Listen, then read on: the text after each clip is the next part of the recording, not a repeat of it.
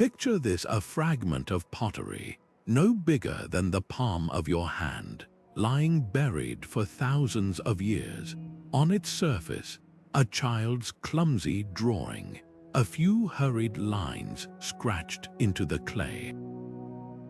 At first glance, it might seem insignificant, even forgettable, but this tiny artifact, this potsherd, would upend everything we thought we knew about the ancient world. It's a reminder that history isn't always written in grand monuments or epic battles. Sometimes, the most earth-shattering discoveries come from the quietest corners of the past, from the unlikeliest of places, even from the hands of a child. For centuries, historians mapped the ancient world with confidence, drawing borders between civilizations, tracing trade routes, and charting the rise and fall of empires. These boundaries seemed solid, unshakable, but then came this potsherd, uncovered in a dig site far from where anyone expected it to be. Suddenly, those neat lines on the map blurred. How did this piece of pottery, with its innocent doodle, end up hundreds of miles from its origin? What did its journey tell us about connections we never knew existed? The answers would force us to rewrite entire chapters of history, revealing a world far more interconnected, far more dynamic than we ever imagined. This is the story of how a child's drawing became a key to the past. It's a tale of archaeologists following faint clues, of historians piecing together fragments of evidence, and of a discovery that challenged the very foundations of what we thought we knew. Along the way, we'll explore how trade routes stretched farther than anyone believed, how cultures mingled in ways that defy old assumptions, and how something as simple as a piece of broken pottery can hold secrets that reshape our understanding of antiquity.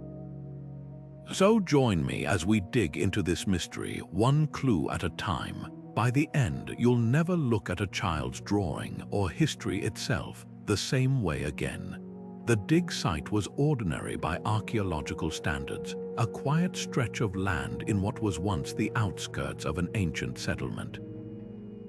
Workers sifted through layers of earth, uncovering the usual fragments of daily life: broken tools, worn coins, shattered pottery. Then, one day, a team member brushed the dirt from a small, unassuming shard. At first, it seemed like just another piece of debris, destined for a catalogue and a museum shelf. But as the sunlight caught its surface, something unexpected emerged: a series of scratchy, uneven lines, the kind made by small, untrained hands. A child's drawing, preserved for millennia in baked clay. What made this potsherd extraordinary wasn't just the drawing itself, but the markings surrounding it. The symbols didn't match any known script from the region. They weren't the precise cuneiform of Mesopotamia or the flowing hieroglyphs of Egypt. Instead, they were rough, almost experimental, as if someone, perhaps that very child, was mimicking writing they'd seen but didn't fully understand. And that's when the questions began. How did a potsherd with unfamiliar symbols end up here, in a place where no such writing had ever been found? Was it a traveler's keepsake? Evidence of a forgotten trade route, or something even more surprising, a clue to a cultural exchange historians had missed entirely? Archaeologists know that pottery tells stories. The clay's composition can reveal where it was made. The designs can hint at who used it, but this fragment was different. It didn't fit the patterns of its surroundings. The clay's mineral signature suggested it came from far away, while the child's drawing seemed to blend styles from cultures that, according to the history books, never crossed paths. It was as if this broken piece of pottery had slipped through the cracks of the established narrative, carrying secrets the textbooks hadn't accounted for. And that's the thing about history sometimes. The smallest, most overlooked artifacts are the ones that force us to rethink everything. At first, the scholars barely gave the drawing a second glance. To them, it was just another piece of ancient graffiti random scribbles left behind by a child with nothing more than a stick and some wet clay. But as one researcher held it under a magnifying glass, something peculiar emerged. Those playful, haphazard strokes weren't entirely random. Nestled between them were deliberate symbols, carefully placed as if the child was mimicking something they'd seen before. It was a strange mix, the carefree hand of a youngster and the unmistakable echo of a structured script. This discovery split the academic world in two. One camp argued the potsherd was a teaching tool, a way for a parent or mentor to introduce writing to a child. They pointed to similar finds where adults had etched practice letters for young learners to trace. But others saw something far more radical. The symbols didn't match any local writing system. Instead, they bore a faint resemblance to scripts used hundreds of miles away. Could this be proof that children in this ancient community were exposed to languages and cultures from distant lands? The idea was controversial. After all, the history books had long painted these civilizations as isolated, their borders firm. Yet here was a child's drawing quietly undermining that assumption. The debate revealed something deeper, a tension between what experts thought they knew and what the artifact was trying to tell them. For years, historians had reconstructed the past through grand inscriptions and official records. The marks of everyday life, especially those left by children, were often brushed aside as unimportant. But this potsherd forced them to reconsider. What if these seemingly insignificant doodles were actually fragments of a much larger story? A story of trade routes stretching farther than anyone realized, of travelers sharing not just goods but ideas, of children absorbing glimpses of distant worlds and etching them into clay. It's humbling to think how close we came to overlooking this clue. The dismissive first reactions of scholars show how easily preconceptions can cloud our judgment. We expect history to reveal itself in polished monuments and formal documents, not in the scratchings of a child. Yet sometimes, it's the quietest voices from the past, the ones we weren't trained to listen for, that hold the most surprising truth. This potsherd didn't just challenge where we thought ancient people traveled. It challenged how we choose to see the past, reminding us that history isn't only written by kings and scribes. Sometimes it's written by the smallest hands in the most unexpected ways. The symbols on that humble potsherd sent linguists and historians scrambling for their reference books. At first glance, the markings appeared crude, simple lines and curves a child might copy without understanding their meaning. But when specialists placed the fragment under ultraviolet light, something extraordinary emerged. Faint traces of pigment still clung to the grooves, revealing these weren't random scratches. Someone had carefully retraced the symbols, perhaps an adult guiding the child's hand, turning a moment of play into an impromptu writing lesson across the clay's surface. What happened next rewrote the playbook for understanding ancient communication. The team noticed peculiarities in the symbols, a looping stroke here, a distinctive angular cluster there, that bore striking resemblances to scripts from regions supposedly disconnected from this area. One symbol mirrored the Minoan, linear A script used on Crete over 1,000 miles away. Another echoed early Cypriot markings. Most baffling was a sequence that recalled Proto-Canaanite symbols from the Levant. These weren't perfect matches, but the similarities were too pronounced to dismiss as coincidence. It was as if the child had been exposed to fragments of writing systems from across the Mediterranean, blending them into something uniquely their own. This discovery shattered long-held assumptions about cultural isolation in antiquity. Historians had always pictured these civilizations as largely separate, their interactions limited to occasional trade between immediate neighbors. But here was evidence suggesting something far more profound, a world where writing systems might have influenced one another across staggering distances. Maybe merchants carried not just goods but ideas. Perhaps travelers shared stories around campfires, sketching unfamiliar letters in the dirt that local children later mimicked in clay. The potsherd became a snapshot of cultural exchange happening at the most grassroots level, not through official decrees, but through everyday human curiosity. Art historians made an equally startling observation. The drawing's composition followed artistic conventions found in Egyptian tomb paintings, with figures arranged in registers and animals drawn in profile. Yet the symbols accompanying them clearly weren't hieroglyphs. This mismatch suggested the child had absorbed artistic styles from one culture while attempting to write in another, a creative jumble that only makes sense if multiple cultural influences were swirling together in their environment. Linguists proposed three radical explanations. First, that this was a borderland settlement where multiple writing systems converged. Second, that a single multilingual individual, perhaps a trader or mercenary, introduced these symbols. Almost controversially, that a previously unknown pidgin script had developed to facilitate communication between diverse groups.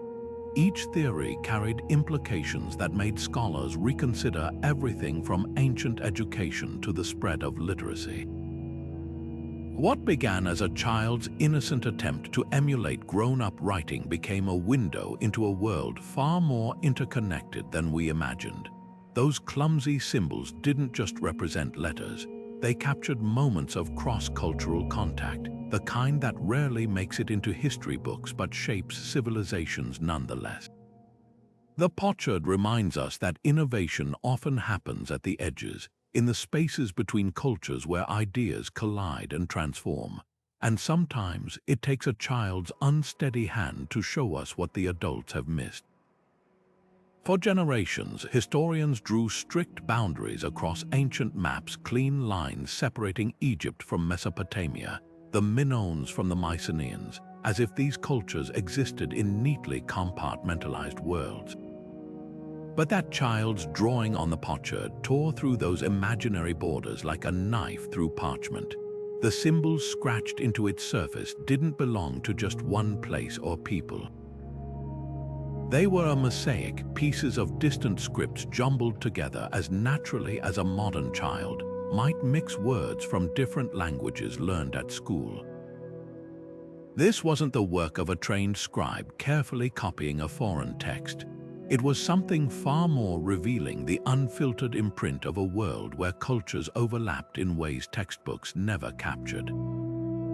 Take the trade routes we thought we knew. Conventional maps showed cautious, short-distance exchanges between immediate neighbors, but the potsherd symbols suggested something bolder, a network stretching across the Mediterranean like invisible threads connecting dots we never realized belonged together. Imagine a merchant from Cyprus bartering in a Levantine port, his goods wrapped in cloth marked with unfamiliar letters. A local child, curious, traces those strange shapes onto a broken piece of pottery. Centuries later, that casual act becomes evidence of a connection no official record preserved. It's these unscripted moments, these tiny human interactions, that rewrite history.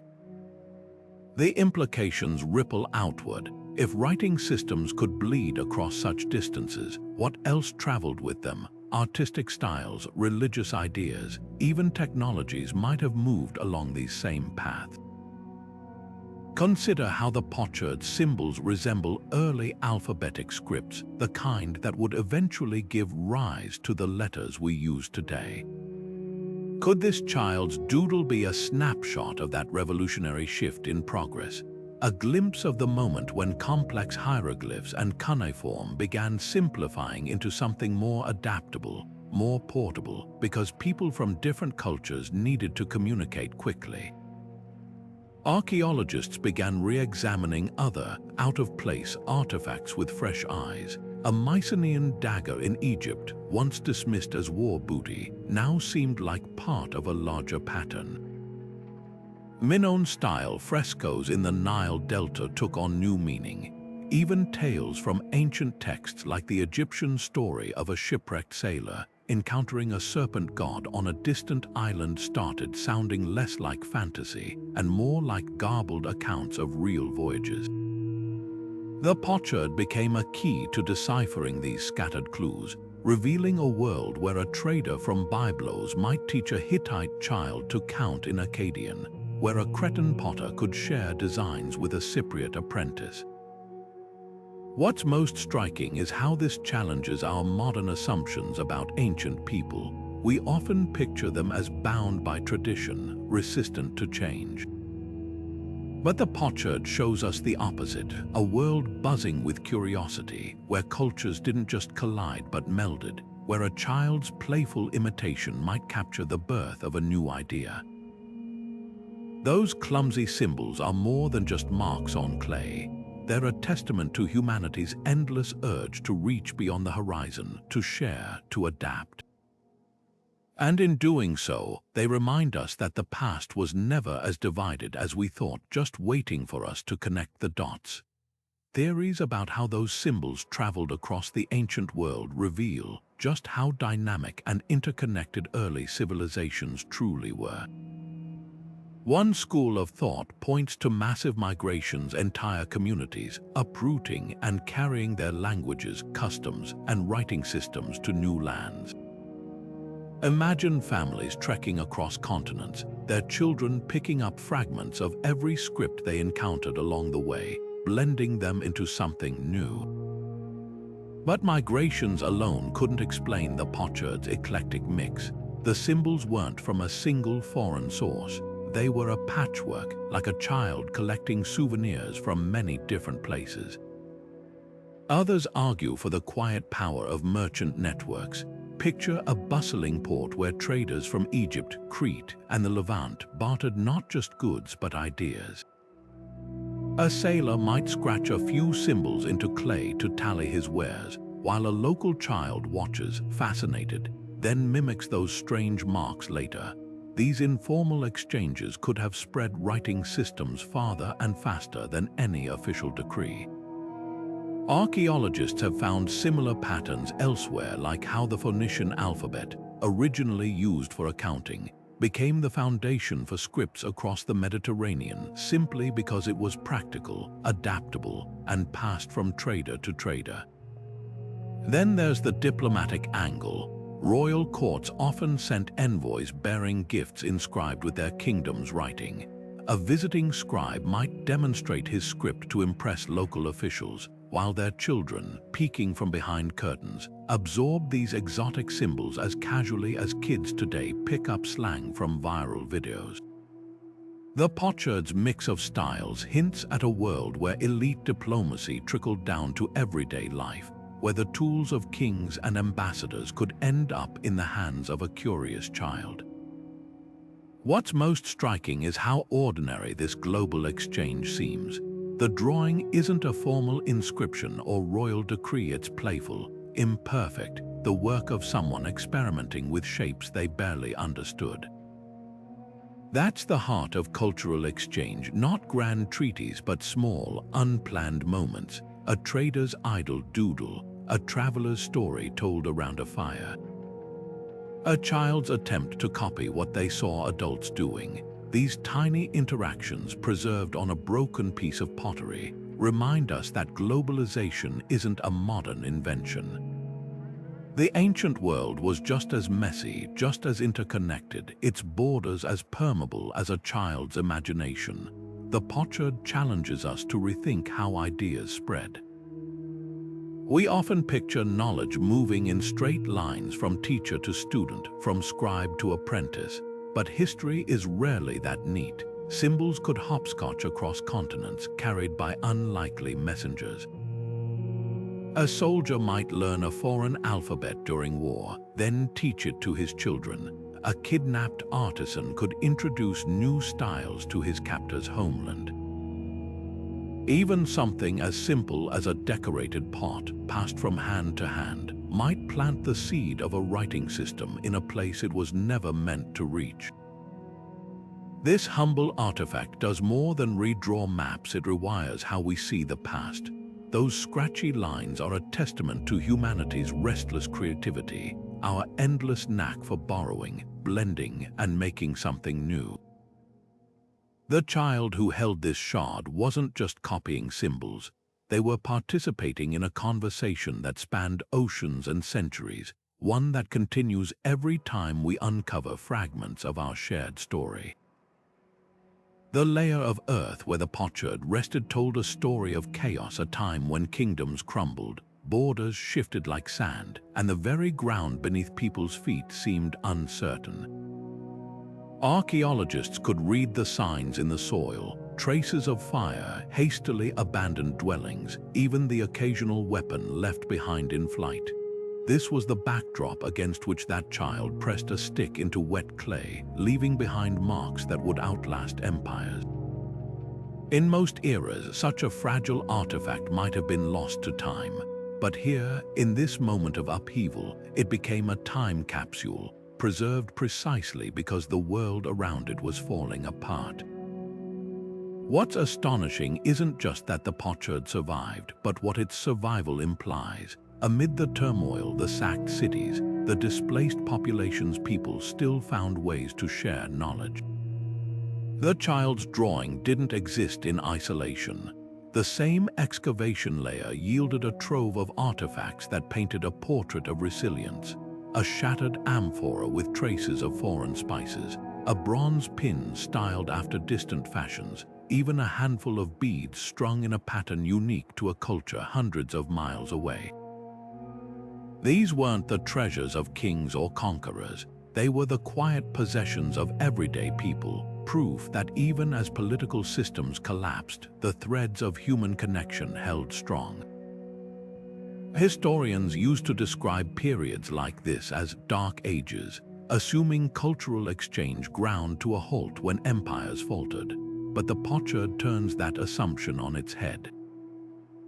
Its symbols, borrowed from scripts across the Mediterranean, suggest that turbulence didn't stifle interaction. It may have even accelerated it. When centralized powers fractured, people moved in unexpected ways. Refugees carried traditions to new lands. Mercenaries picked up languages and scripts alongside their pay. Artisans, no longer bound to royal workshops, blended styles freely. The child's drawing captures this fluidity, a snapshot of creativity flourishing in the cracks between collapsing worlds. Compare this to the more impressive artifacts found nearby. A ceremonial dagger from a fallen dynasty, a weight standard from a vanished trading hub. These objects speak of order, of systems now lost. The potsherd, by contrast, speaks of adaptation. Its very roughness is its power. Where the dagger's craftsmanship reflects rigid tradition, the child's improvisation with foreign symbols reveals a world reinventing itself. That's why this fragment matters more than any gold or weaponry. It shows us history's quiet engine, not the edicts of rulers, but the everyday acts of ordinary people, stitching cultures together even as the map kept changing around them. The layer where the potsherd rested holds one final clue. Mixed into the soil were seeds, olive, barley, even a few grape, that shouldn't have grown in that region's climate. Someone brought them there, perhaps hoping to plant a taste of home in uncertain soil.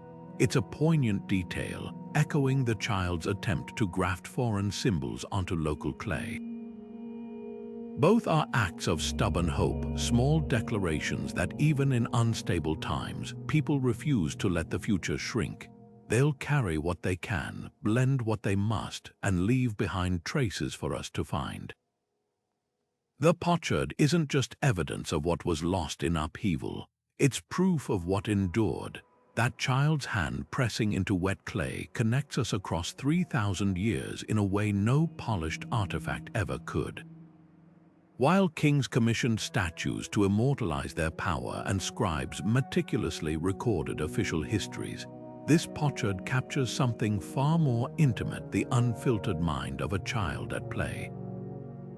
The lines are uneven, the shapes lopsided, as if the maker was more focused on the joy of creation than any rules of form. Unlike the rigid symmetry of temple carvings or the precise strokes of professional scribes, this drawing pulses with the chaotic energy of childhood, a quality that makes it instantly recognizable to any modern parent who's ever pinned a refrigerator masterpiece.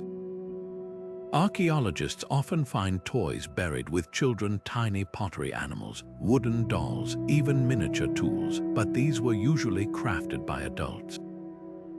The potsherd is different. Every wobble in its lines, every oversized symbol, speaks of a small hand learning to navigate a world of grown-up skills. We can almost reconstruct the scene, sunlight filtering through a courtyard, a patient adult perhaps guiding the child's fingers, the smell of damp clay mixing with laughter. What's remarkable isn't just that the child tried to write, but how they blended imitation with imagination. Some symbols are careful copies, others wild improvisations, as if the young artist couldn't resist adding their own flair. This push and pull between learning and play might be the most human thing about the artifact, proof that education and creativity have always been tangled together.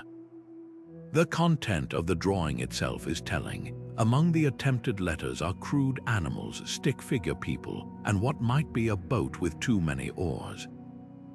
Unlike formal art that depicted gods and battles, this is the stuff of everyday wonder, the animals that wandered village streets, the boats bobbing at the nearby shore, the family members who filled the child's world.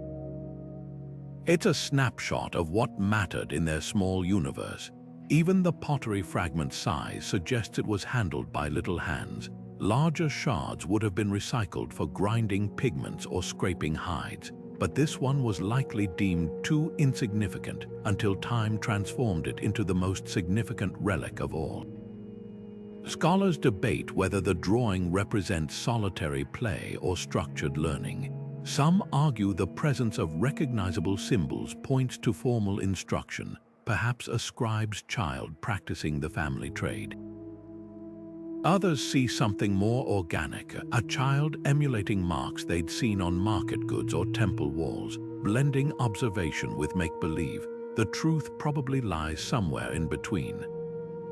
Ancient education wasn't the rigid system we sometimes imagine. In Mesopotamia, students learned cuneiform by pressing style into clay tablets, their mistakes smoothed away for reuse. In Egypt, temple schools taught hieroglyphs alongside moral lessons, but this potsherd feels different, less about rote repetition and more about exploration. The child wasn't just copying, they were creating. What's most poignant is how the drawing bridges ancient and modern childhood. Remove the exotic symbols, and this could be any preschooler's artwork, the same exuberant lines, the same disregard for proportion, the same proud imperfections. That universality makes the potsherd more than an archaeological curiosity. It's a reminder that beneath the trappings of civilization, the empires, the inventions, the grand narratives beats the same curious, messy, wonderful human spirit. The child who scratched those lines had no idea their play would become a message in a bottle, floating across millennia to whisper, "We were here, we laughed, we wondered." In the end, that may be the greatest history lesson of all. Modern imaging technology peeled back the layers of time, revealing secrets invisible to the naked eye. When researchers subjected the potsherd to multispectral scanning, the surface erupted with hidden history, faint lines buried beneath the visible drawing like whispers beneath a shout. These ghostly marks told a story of experimentation and revision. A clumsy first attempt at a symbol, smoothed over and reworked. A half-formed animal figure abandoned for a better version. This wasn't just a single moment captured in clay. It was a process, a child returning to their work with the determination of an artist refining their craft. That simple act of revision bridged millennia, making the ancient world feel startlingly familiar. Who hasn't erased a doodle's edge for a cleaner line or added details to a sketch until the paper nearly wore through? The real revelation came from microscopic analysis. Traces of ochre, crushed malachite, and even rare lapis lazuli pigment clung to the groove's materials that shouldn't have been within 1,000 miles of the dig site. Spectroscopy traced the ochre to Anatolian iron deposits, the malachite to Cypriot copper mines, and the lapis all the way to Afghan highlands. These weren't local colors. They were global souvenirs carried across mountains and seas to end up in a child's hands. The implications were staggering. Historians had assumed such long-distance trade dealt only in luxury goods for elites: gold, ivory, finely woven textiles. But here were expensive pigments ground into simple paints, adorning a broken piece of pottery. This wasn't treasure locked in a palace. This was something far more extraordinary, evidence that the fruits of far-flung exchange trickled down to everyday life, even to children's playthings. The imaging also uncovered something poignant: fingerprints. Not just the child's, but larger prints overlapping the symbols, suggesting an adult guided their hand at times. The pressure patterns told a story: patient corrections, gentle adjustments, moments of shared creativity across generations. It painted a scene modern parents would recognize instantly: a caregiver crouched beside a child, helping them shape letters or animals, their hands moving together in the timeless dance of teaching. This intimate detail shattered the cold, distant image we often have of antiquity. These weren't just names in a history book. They were people who laughed, struggled, and took pride in a child's growing skills, just as we do today. Perhaps most fascinating was what the technology didn't find. Unlike formal inscriptions which followed strict rules, this drawing showed no evidence of grids or guidelines. The child worked freehand, reveling in the joy of creation without stricture. The variations in line depth suggested bursts of enthusiasm. Some symbols dug deep with confident strokes, others trailed off as attention wandered. Here was ancient childhood in all its unfiltered glory, focus ebbing and flowing, mistakes made and corrected, imagination trumping precision. It's a reminder that play transcends time. Whether with clay tablets or touchscreens, children's minds danced to the same rhythm of curiosity and experimentation. These scientific insights did more than add detail. They transformed how we understand cultural exchange. The pigments proved trade networks reached deeper into society than we knew. The revisions showed ancient education valued creativity alongside rote learning. Even the fingerprints hinted at universal parenting instincts. What began as a technical analysis became a window into lived experience, proving that sometimes the most advanced tools don't just reveal facts, they restore humanity to history's shadowy figures. That child, their caretaker, the traders who carried pigments across continents, they cease being abstract concepts and become real, their lives echoing ours across the centuries.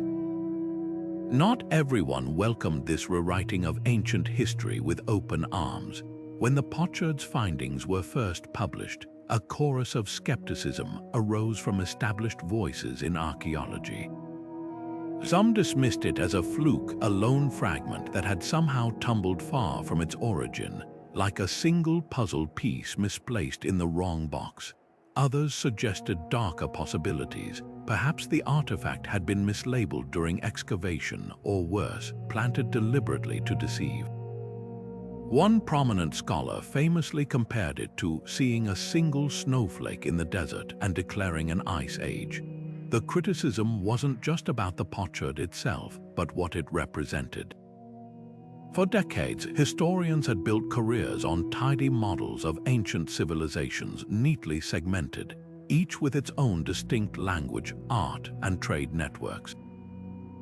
This little shard threatened to unravel those comfortable narratives. Detractors argued that accepting its implications would mean tossing out entire chapters of carefully constructed history. "We can't redraw maps based on a child's doodle," insisted one critic at a heated academic symposium. "Where's the corroborating evidence? Where are the other fragments?"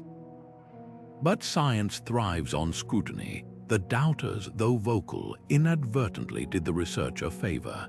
Their challenges forced the team to double-check every assumption. Geologists reanalyzed the clay's mineral signature.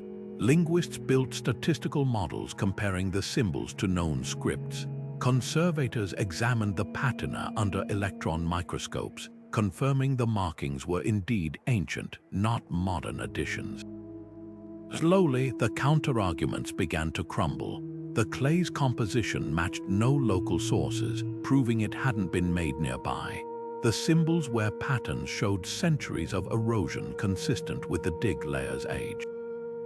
Most compellingly, researchers uncovered similar, out-of-place artifacts at other sites, a scattering of pottery shards with foreign symbols, once ignored but now re-evaluated in light of the new discovery. What emerged was a fascinating case study in how paradigms shift. Early critics had demanded overwhelming proof, but as the weight of interdisciplinary evidence grew, chemists, linguists, and archaeologists all converging on the same conclusion, resistance softened. Even former skeptics began acknowledging that history might be messier, more interconnected than they'd assumed. The Pochard didn't just challenge old theories, it exposed how easily confirmation bias can shape our view of the past. We gravitate toward evidence that fits existing frameworks, often dismissing anomalies as noise rather than signals. This debate also revealed a generational divide. Younger scholars, less wedded to traditional models, were quicker to embrace the findings. They saw the Pochard not as a threat, but as an invitation, a chance to explore ancient history through the lens of cultural fluidity rather than rigid borders. Their enthusiasm mirrored the child's own curiosity, unburdened by preconceptions. In the end, that might be the artifact's greatest lesson. Sometimes it takes fresh eyes, whether a child's or a new generation's, to see what others have overlooked. The Pochard didn't just survive millennia in the dirt. It survived the gauntlet of academic scrutiny, emerging not as an anomaly, but as a key to understanding our shared human story. The Pochard wasn't alone. As word of the discovery spread, archaeologists from distant dig sites began pulling similar artifacts from storage drawers and museum basements, objects once labeled as curiosities or misfits. A fragment from Crete bore symbols resembling Anatolian script. A seal found in Cyprus mixed Egyptian hieroglyphs with marks no scholar could place. Even a clay tablet unearthed near the Levant showed a child's practice strokes alongside formal cuneiform, as if a young learner was blending the familiar with the foreign. These weren't random anomalies, they were pieces of a puzzle no one had thought to assemble.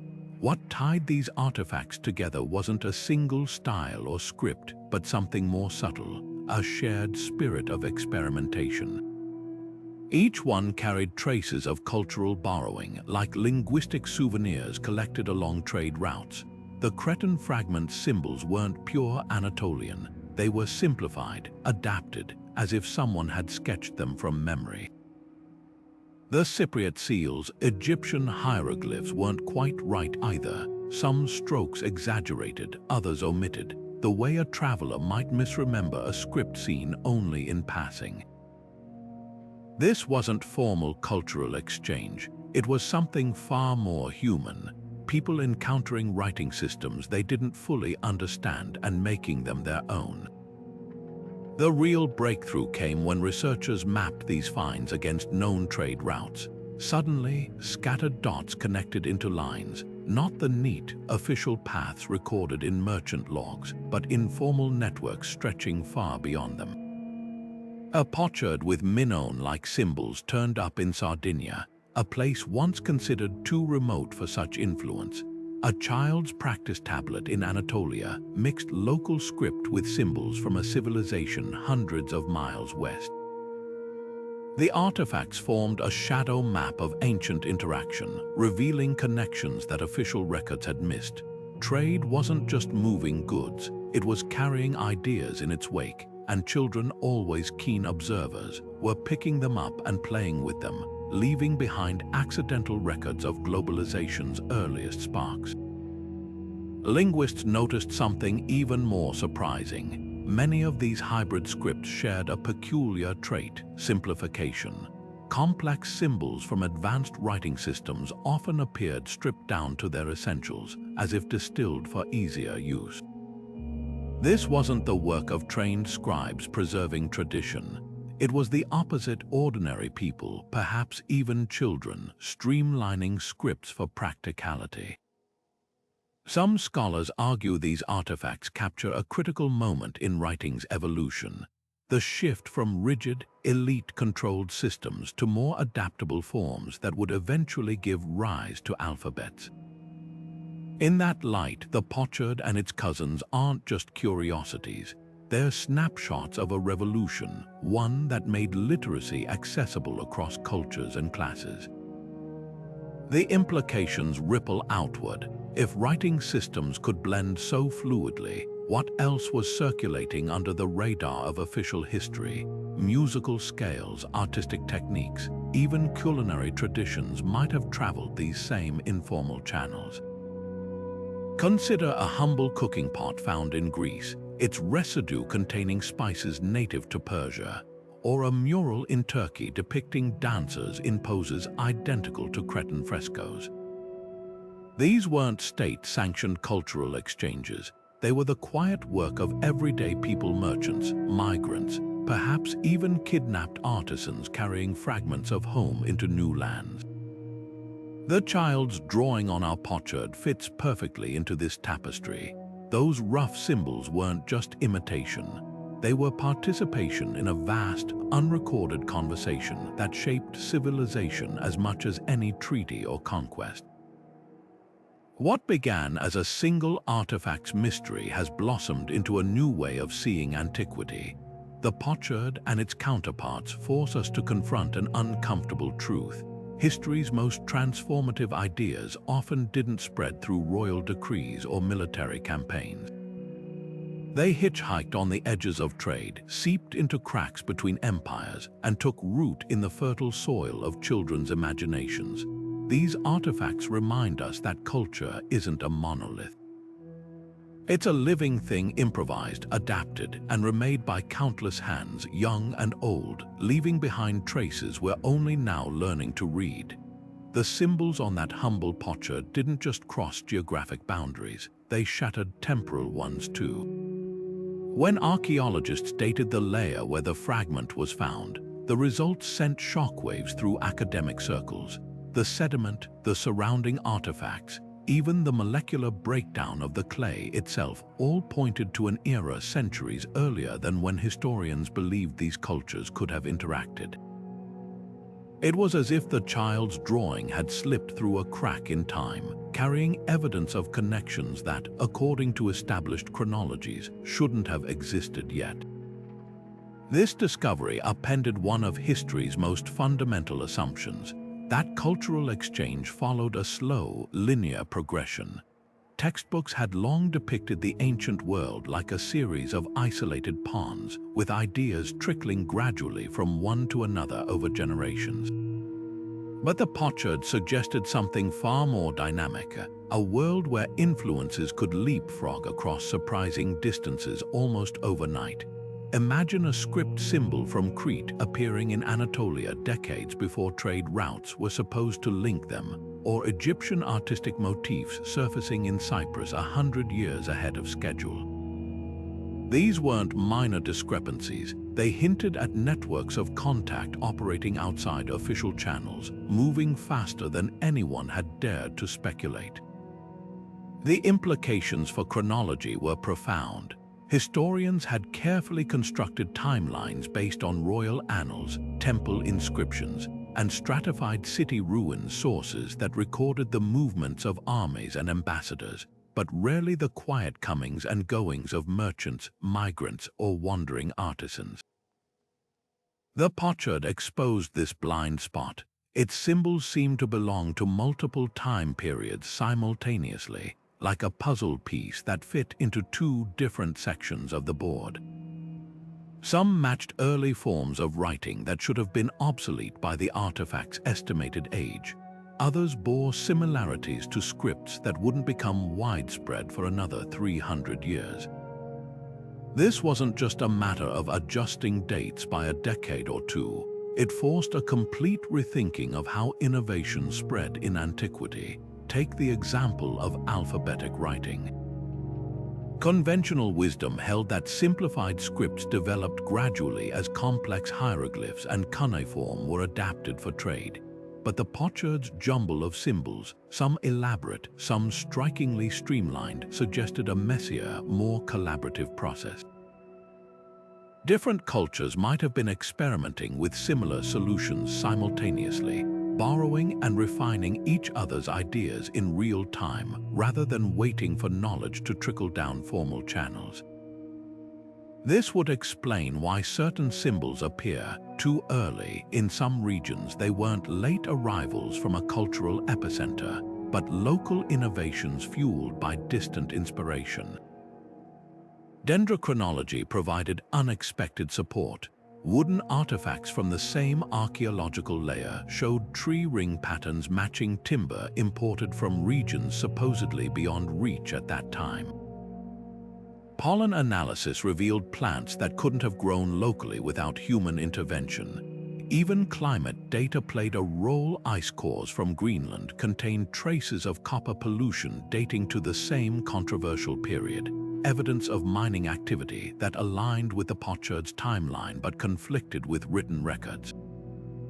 Piece by piece, the natural world seemed to corroborate what the child's drawing had hinted.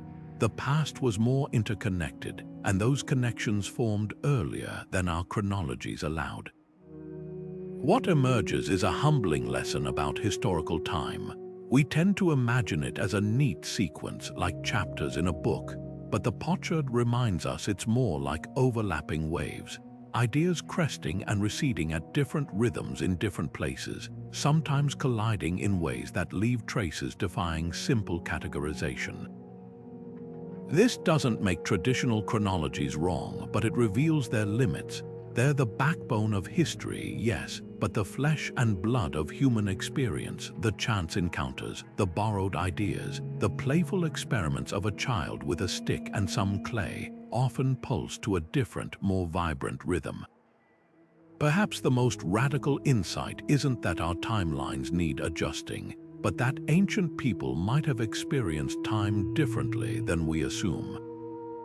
Without standardized calendars or instantaneous communication, a merchant carrying new symbols from one city to another wasn't thinking about historical periods. He was simply sharing what he'd seen in the moment to whoever showed interest. The child who copied those symbols wasn't cataloging them by era. They were capturing something intriguing, immediate, alive. In that light, the Pochard isn't an anomaly in our chronologies. It's a whisper from a world that didn't compartmentalize time as rigidly as we do, a world where past, present, and future bled together in the creative act of a single afternoon's play. Museums faced a dilemma when the Pochard first entered their collections. Traditionally, exhibit halls reserved prime display cases for royal treasures, gleaming gold masks, jeweled daggers, and monumental statues that embodied the grand sweep of history. But here was an artifact that broke all the rules, small, broken, bearing no king's name or military victory. Some curators initially tucked it away in study drawers, labeling it as a curious footnote. Yet as its significance became clear, institutions from Cairo to London began rethinking how they presented the ancient world. The Pochard earned a spotlight not despite its ordinariness, but because of it. Visitors leaning over its glass case didn't just see an object, they saw a moment frozen in time, a child's hand reaching across millennia to say, "This was my world too." Educational programs seized on its power to make the past relatable. A replica of the fragment became a staple in classroom kits, passed among wide-eyed students who traced its grooves with their own fingers. Teachers reported something remarkable. Children who yawned at lists of pharaohs perked up when asked to imagine the young artist behind the drawing. What do you think they were trying to say? Became a gateway to deeper discussions about trade, language, and cultural exchange. The potsherd's imperfections, its lopsided symbols, its rough edges, made history feel accessible. Unlike polished museum pieces that seemed untouchable, this was something students could picture themselves creating, forging an emotional bridge to people often reduced to dry textbook paragraphs. Textbooks once devoted chapters to the rise and fall of empires while relegating daily life to sidebars. The Pochard flipped that script. New editions began featuring it alongside maps of trade routes, using its journey to illustrate how ideas flowed between civilizations. A single page might show the artifact symbols compared to scripts from 3 different regions, visually reinforcing connections that lectures alone couldn't convey. Even standardized tests adapted, swapping rote questions about dynastic dates for prompts analyzing what the fragment revealed about social mobility in antiquity. This wasn't just about adding new content. It marked a shift in how we define historical importance, valuing intimate glimpses over sweeping narratives. The artifact's influence extended beyond formal education. Documentary filmmakers zoomed in on its surface, using CGI to animate the child's strokes as a narrator reconstructed possible scenarios. Podcasters wove its story into episodes about ancient globalization, drawing parallels to modern cultural exchange. Even video game designers incorporated similar fragments as collectible lore items in historical adventures. Each adaptation stripped away another layer of distance, transforming the potsherd from academic subject to shared cultural touchstone. People who'd never set foot in a museum could now recount how a child's doodle reshaped our understanding of the past. Perhaps the most profound impact was on archaeology itself. Field schools began training students to pay closer attention to minor finds, to consider not just what an artifact is, but whose hands shaped it. Dig teams assigned specialists to examine children's objects with the same rigor previously reserved for elite burials. This shift revealed treasures hiding in plain sight. A wax tablet in Rome with a schoolboy's clumsy letters, a tiny clay horse in Mesopotamia molded by inexperienced fingers.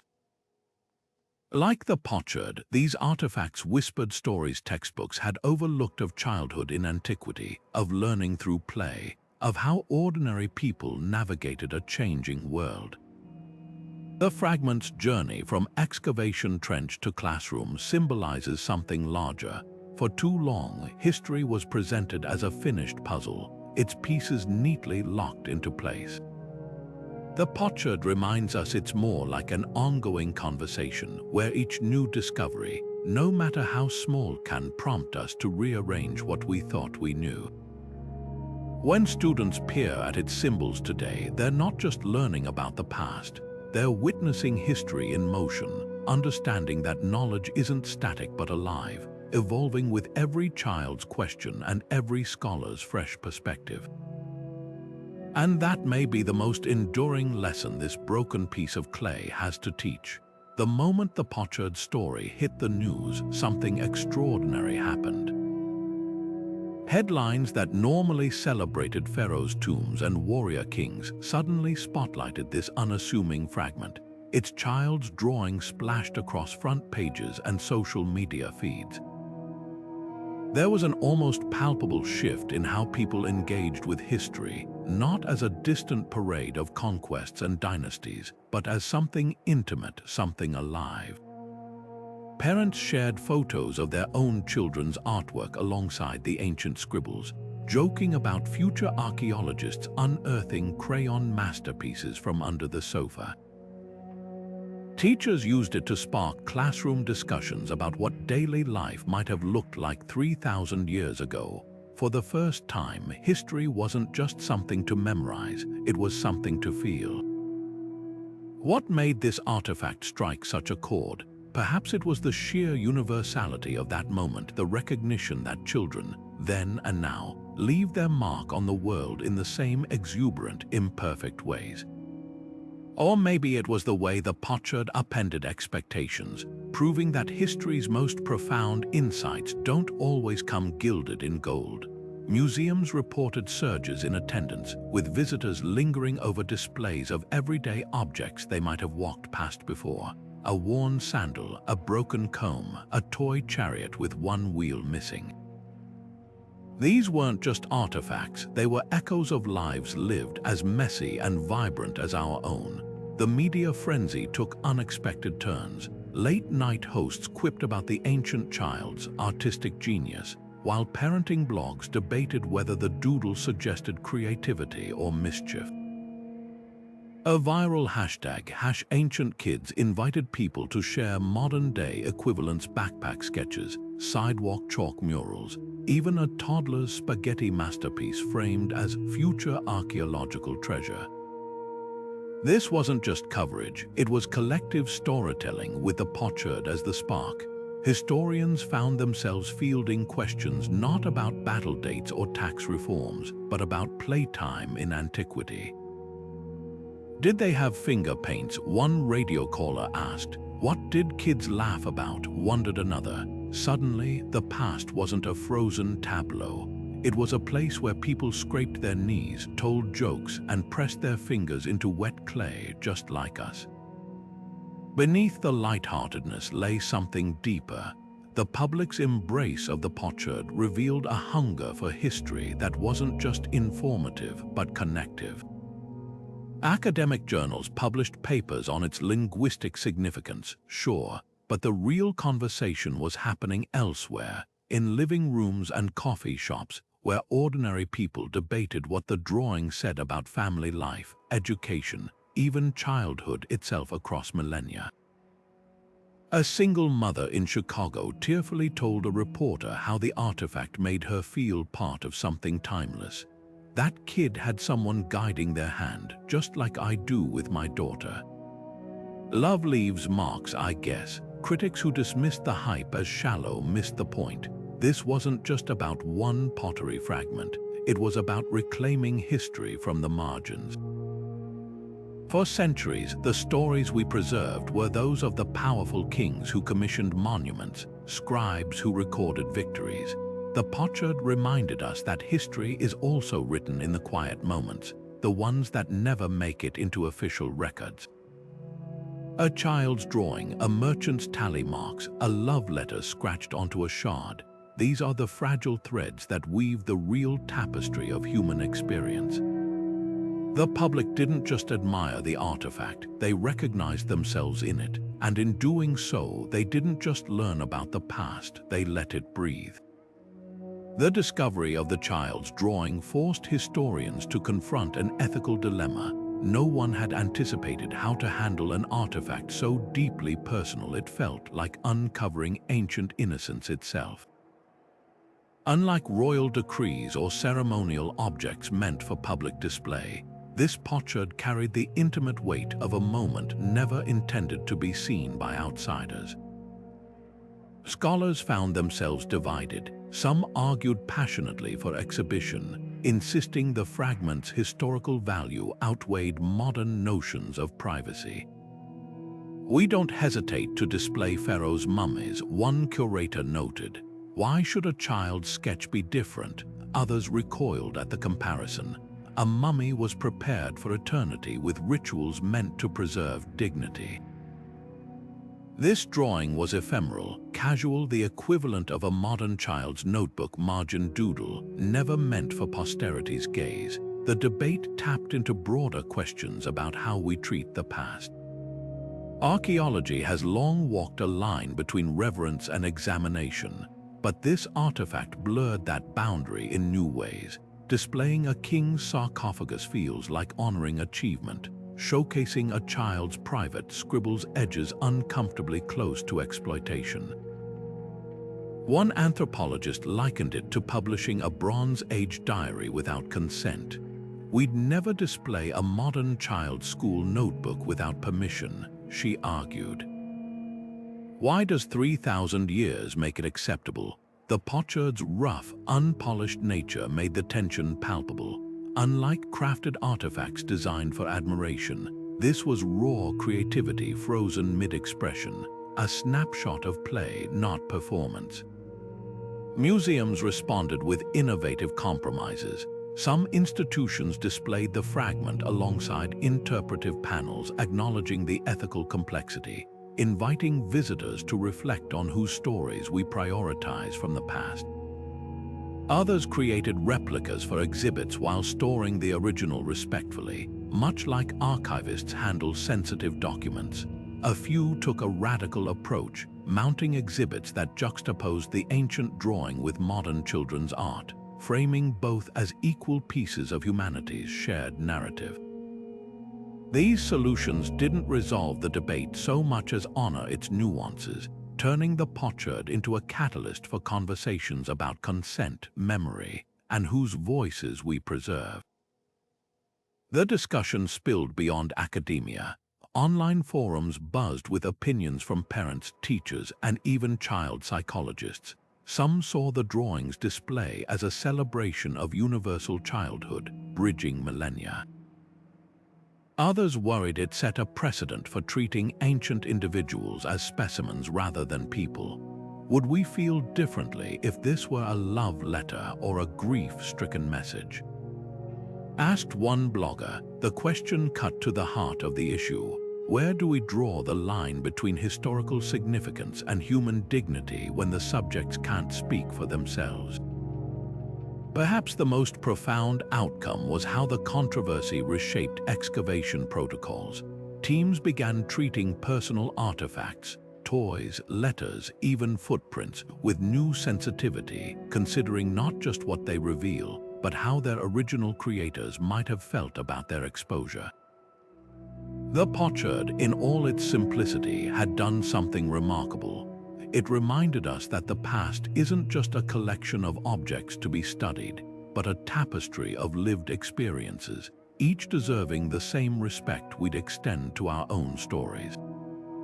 In the end, the child's drawing didn't just challenge our maps of antiquity, it challenged our very relationship with history, asking us to see not just civilizations, but the individuals who composed them.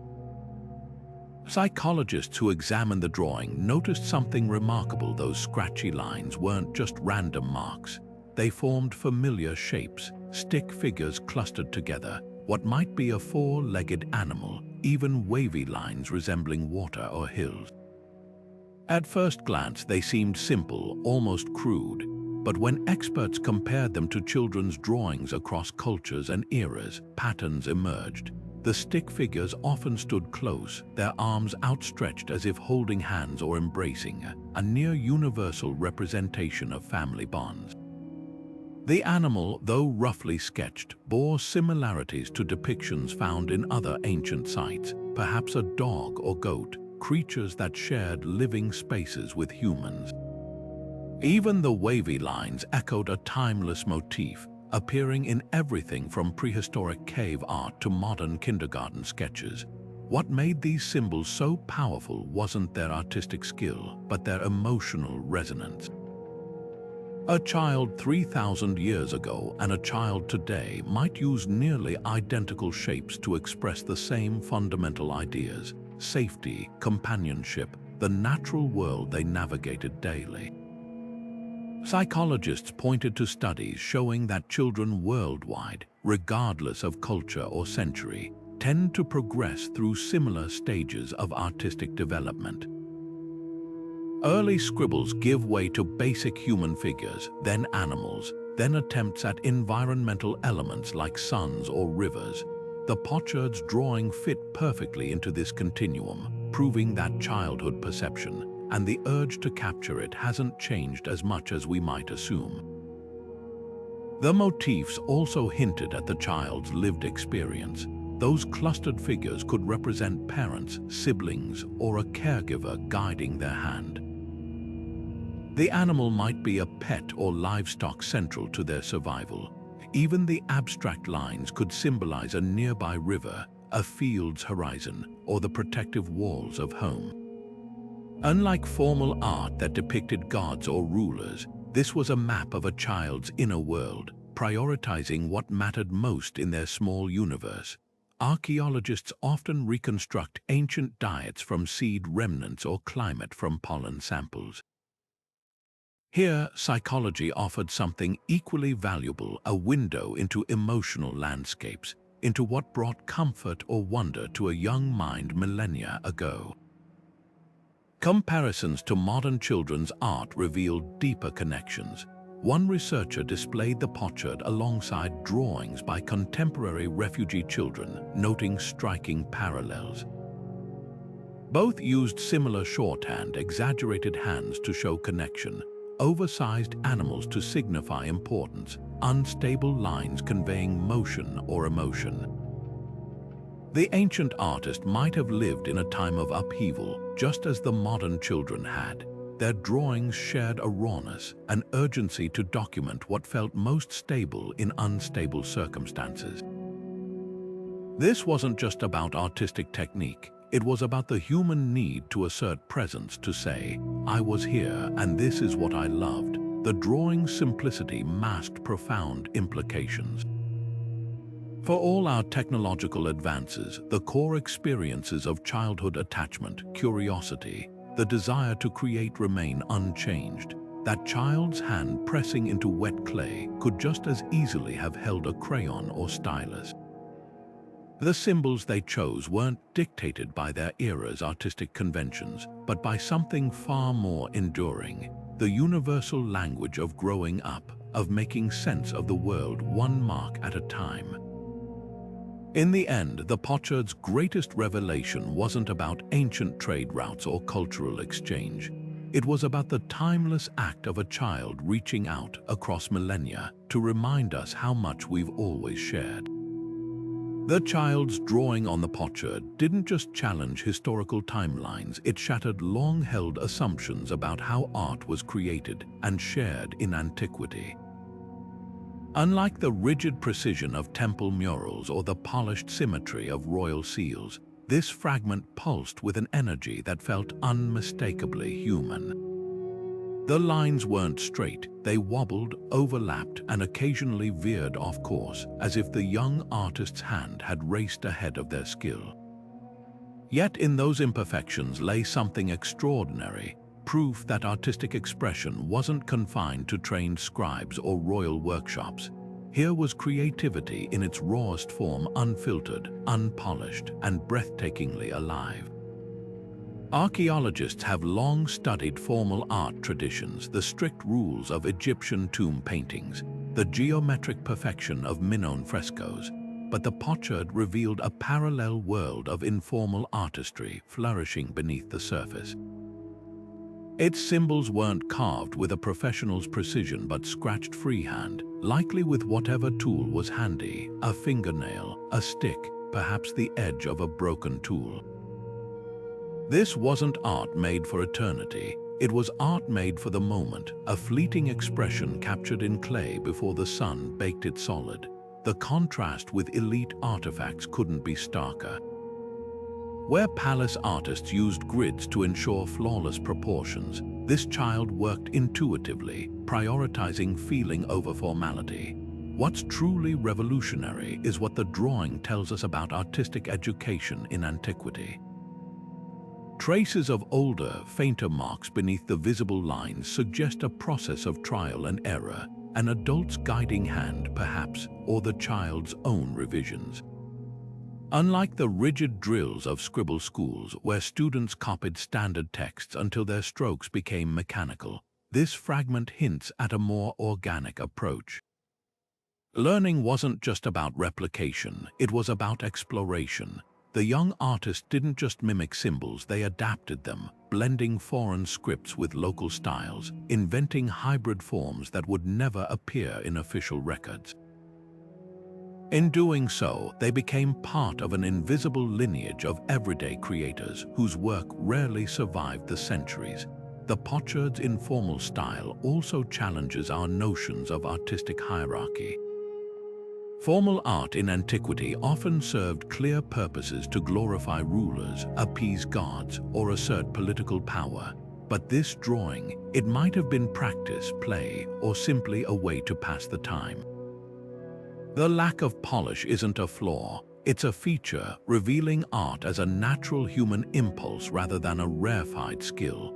Similar fragments found elsewhere, doodles on broken pottery, sketches in mud brick, suggest that ancient people engaged with art as readily as we do today, scribbling in margins or etching designs into soft surfaces.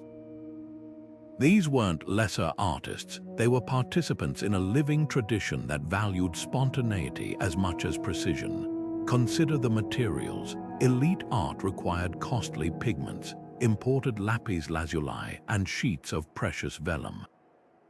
The Pochard's artist used what was free and abundant clay not yet fired, a makeshift stylus, maybe just fingers.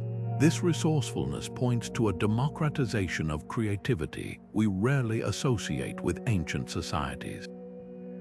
Art wasn't a luxury, it was a daily practice accessible to anyone with a surface to mark and an idea to express. Even the fragment's small size speaks volumes. Unlike monumental statues meant for public display, this was personal, portable, something to hold in the palm, a reminder that the most profound artistic revolutions often happen at human scale. The spontaneity of the drawing also offers clues about cultural transmission. Formal art styles changed slowly, bound by tradition and patronage. But the Pochard's hybrid symbols, part local, part foreign, show how fluid artistic exchange could be at the grassroots level. A child might see a trader's marked crate or a soldier's engraved dagger and incorporate those unfamiliar shapes into their own visual vocabulary, creating something entirely new. This bottom-up innovation suggests that artistic evolution wasn't always dictated from palace ateliers. Sometimes it bubbled up from the streets, the markets, the places where ordinary people, including children, absorbed and remixed the visual world around them. Perhaps most moving is how the fragment redefines what we consider significant art. For centuries, historians equated artistic importance with grandeur. The bigger, the richer, the more meticulously crafted, the better. The Pochard flips that logic. Its power lies precisely in its smallness, its imperfection, its unguarded humanity.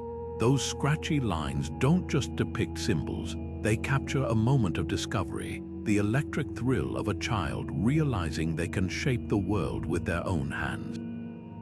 In that sense, the drawing isn't just an artifact, it's a mirror, reflecting the universal joy of creation that transcends time, place, and skill.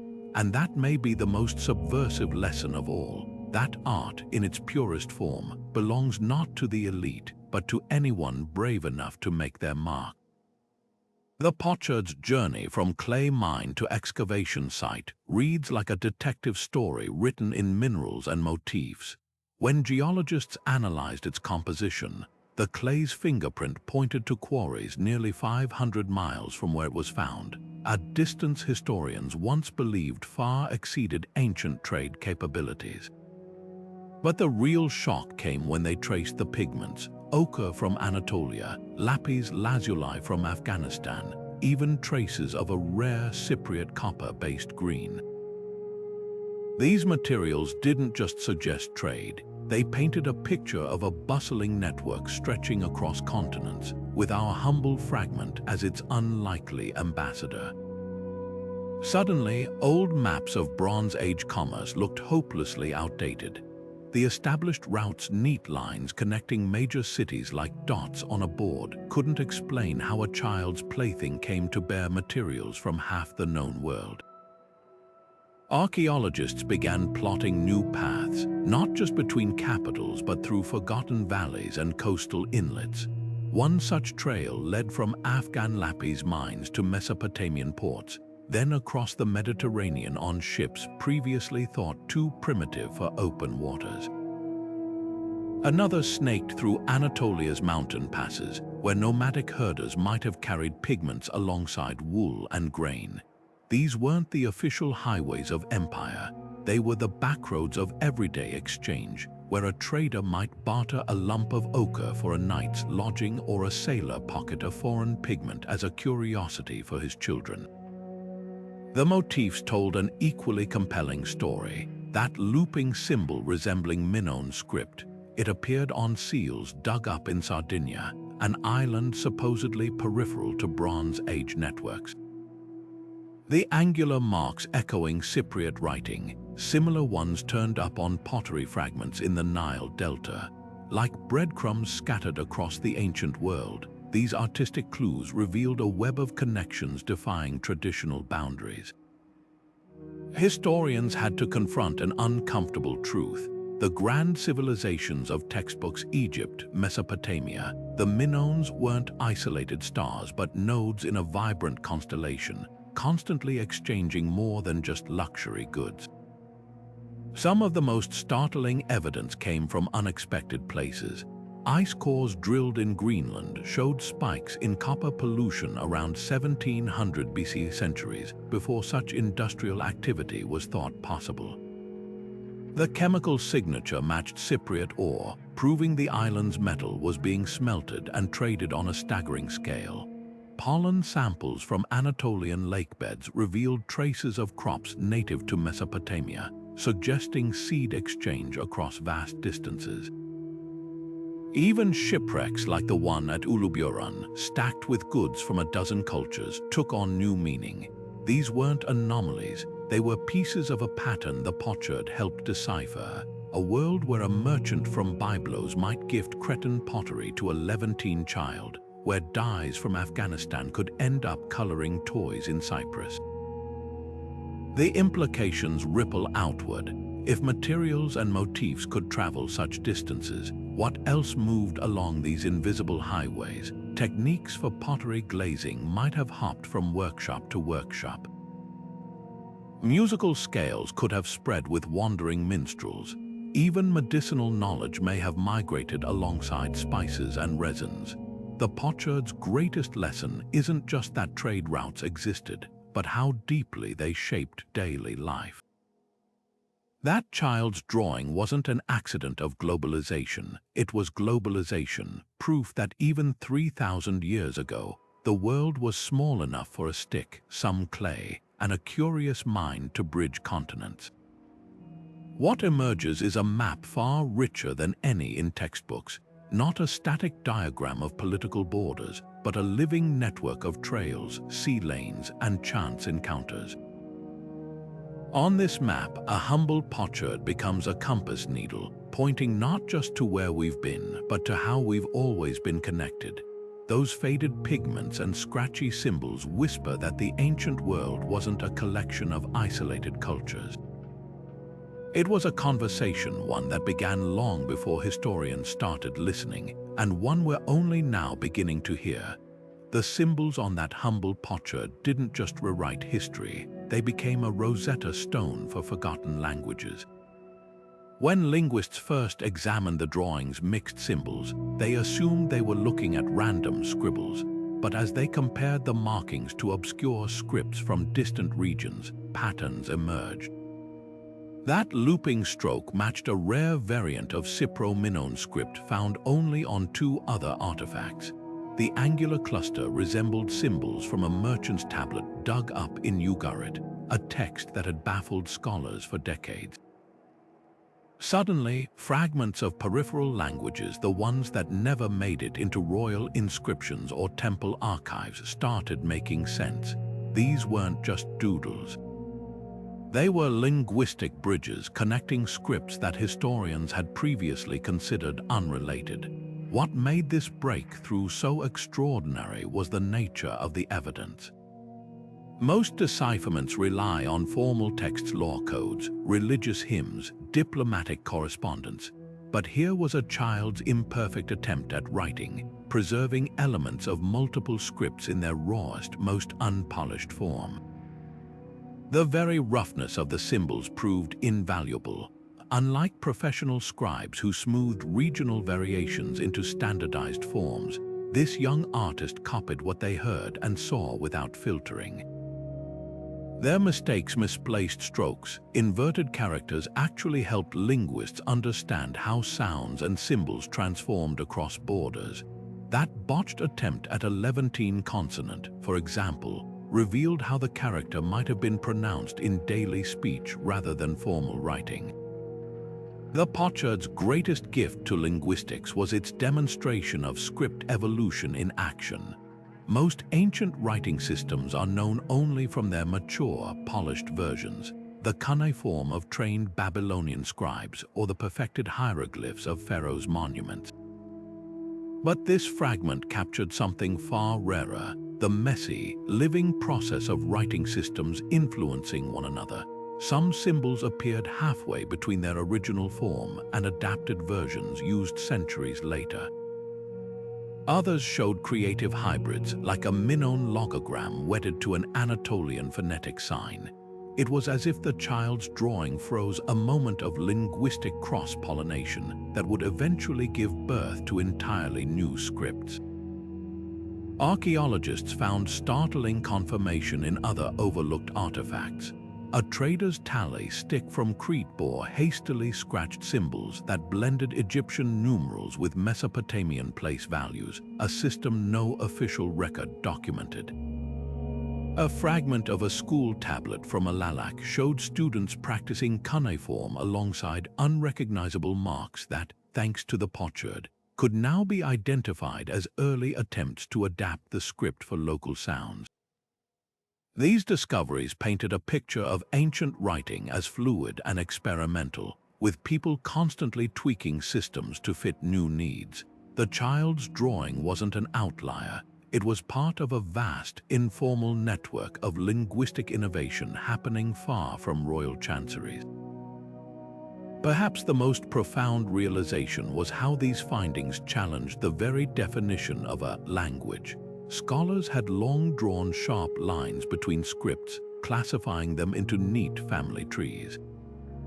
But the Pochard revealed a world where writing systems bled into one another, where a merchant might mix Akkadian logograms with Hittite endings to be understood in multiple ports. This wasn't confusion, it was creativity, the same impulse that today leads texters to blend emojis with abbreviations. The child's jumbled symbols, once dismissed as errors, now looked like evidence of a vibrant, adaptive writing culture where communication mattered more than purity.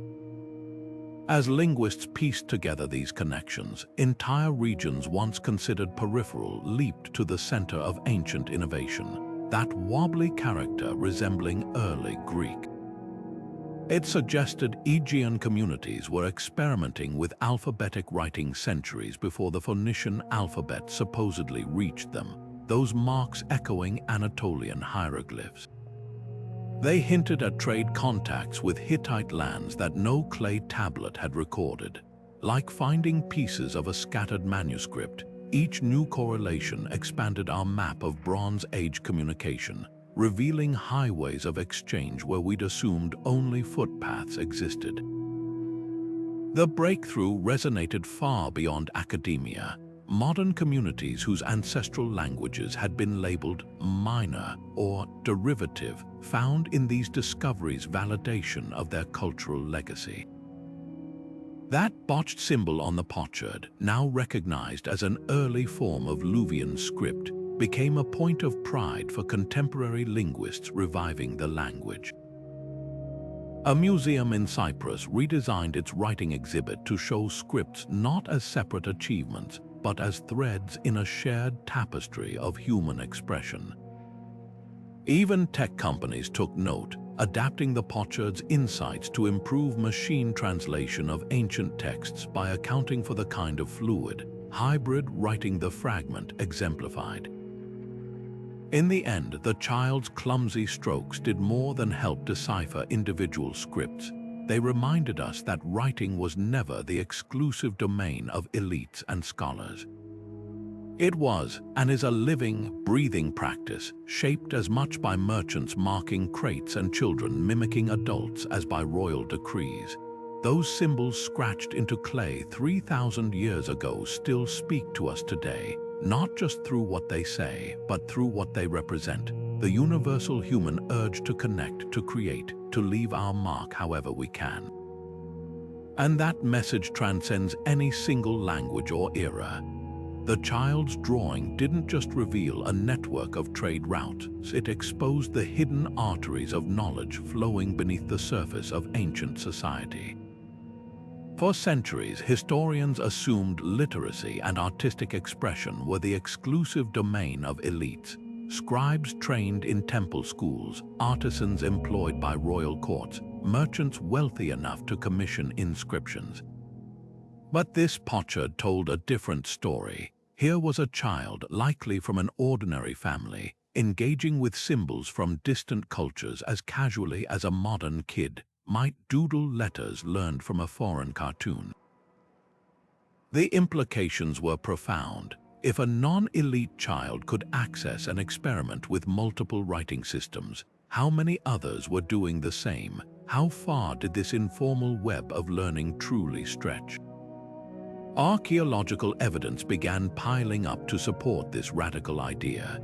In the same excavation layer as the Pochard, researchers found household items marked with owner's symbols, not crude scratches, but recognizable characters adapted from formal scripts.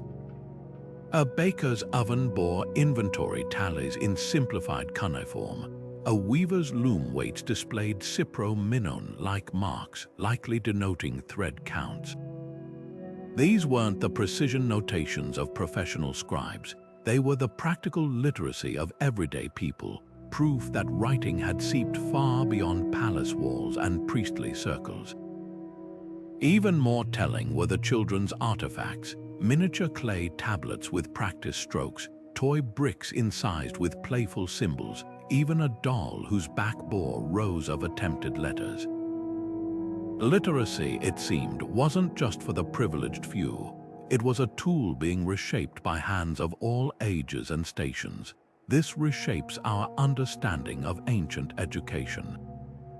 Formal schools certainly existed, the rigorous scribble academies of Mesopotamia, the temple schools of Egypt, but the Pochard suggests learning happened everywhere. A merchant might teach his child to tally goods using borrowed numerals. A soldier returned from foreign lands could share strange symbols with neighborhood kids. Even enslaved artisans, often highly skilled, likely passed on techniques that blended cultural traditions. The child's drawing embodies this grassroots knowledge transfer, where education wasn't a structured system but a living process, as natural as breathing. Consider the materials. The pigments on the Pochard, ochre, lapis, malachite weren't cheap, yet here they were, coloring a simple shard, suggesting these resources circulated more widely than assumed. Similarly, the clay itself came from distant sources, meaning ordinary households had access to materials once thought restricted to elites. This wasn't just about literacy. It hinted at an entire economy of knowledge where ideas, like goods, moved freely along informal channels. A potter might trade glaze recipes with a traveling craftsman. A farmer could learn irrigation tricks from a migrant worker. The child's drawing, in its vibrant hybridity, captures this exchange in action, proof that innovation often bubbled up from below, not trickled down from above. The societal implications are staggering. If non-elites had this level of cultural access, how much influence did they wield in shaping traditions? Take those simplified scripts on the Pochard. Some linguists now argue that alphabetic writing, the revolutionary system that eventually replaced complex cuneiform and hieroglyphs, may have emerged not in royal chanceries, but in marketplaces and docks where people of different languages needed to communicate quickly. The child's experimentation with blending symbols suddenly looks less like play and more like participation in a linguistic revolution.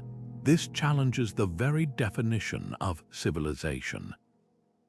We've long measured ancient societies by their grand monuments and written canon the works of kings and priests.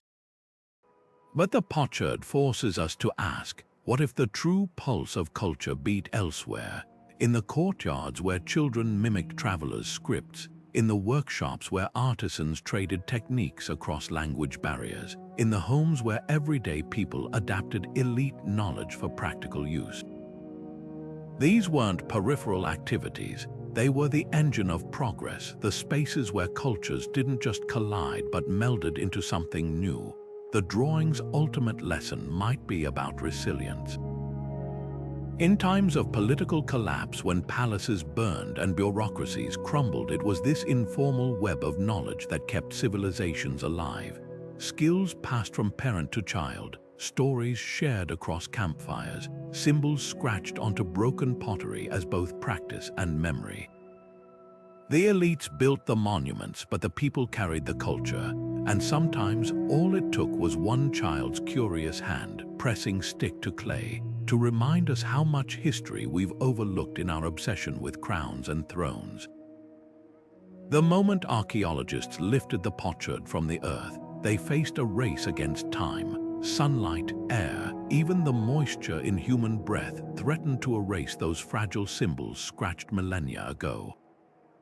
This wasn't just another broken shard, it was a palimpsest of history, its surface bearing not only the child's drawing but layers of invisible stories in the clay's molecular structure. Conservationists confronted an impossible dilemma: how to stabilize the artifact without obscuring the very details that made it extraordinary. Traditional methods, chemical consolidants, controlled humidity, risked filling the grooves that held traces of ancient pigments or smoothing the microscopic ridges left by the child's fingertips. Innovation came from unexpected collaborations. Materials scientists adapted techniques from nanotechnology, developing a breathable polymer film thinner than a spider's web to shield the surface. Paleo-ink specialists used hyperspectral imaging to map pigment residues without physical contact, revealing colors invisible to the naked eye. One breakthrough borrowed from ophthalmology, a non-invasive adhesive originally designed for retinal surgery, helped stabilize hairline cracks threatening to fragment the piece further. Each solution balanced preservation with transparency, allowing researchers to study the artifact while keeping it intact for future generations. The team even 3D scanned the potsherd at micron-level resolution, creating a digital twin that let scholars worldwide examine its topography as if holding it in their hands. Accessibility posed another challenge. Museums typically rotate fragile artifacts into dark storage after brief displays, but this fragment's significance demanded a different approach. Curators devised a hybrid solution. The original resides in a climate-controlled vault with strictly limited access, while high-fidelity replicas travel to exhibitions. One particularly ingenious display uses augmented reality. Visitors hold a replica under special lighting, and projected overlays reconstruct the original pigments, showing the drawing as it might have looked when fresh. For researchers, the team developed an open-access digital portal with layered visualizations, from macroscopic overviews to microscopic tool marks, democratizing study without risking the artifact. The conservation effort became a model for ethical stewardship. Unlike past practices that prioritized either preservation or display, sometimes coating artifacts in irreversible sealants or overexposing them to light, this project proved both goals could coexist. Key to its success was treating the potsherd not as a static object but as a living document, its value lying as much in its material composition as in the stories it carried. Conservators even left a tiny section untreated, a deliberate time capsule for future technologies to analyze with methods we can't yet imagine. What began as a technical challenge blossomed into a philosophical shift. The team's meticulous documentation, every brushstroke of consolidation, every spectral scan created a blueprint for conserving similarly vulnerable artifacts. A Mycenaean fresco fragment in Thessaloniki, a Coptic manuscript in Cairo, even Ice Age cave drawings in France have since benefited from techniques pioneered for this humble shard. The greatest lesson wasn't about chemistry or imaging, it was about humility. That child's drawing survived 3,000 years through sheer chance. Our responsibility isn't just to preserve it, but to ensure its whispers from the past remain audible for the next 3 millennia. Museums faced a dilemma: how to let visitors experience the magic of the potsherd without risking damage to the fragile original. The solution emerged from a marriage of ancient craftsmanship and cutting-edge technology. Perfect 3D replicas, so precise they captured every groove of the child's markings, every microscopic ridge left by their stick.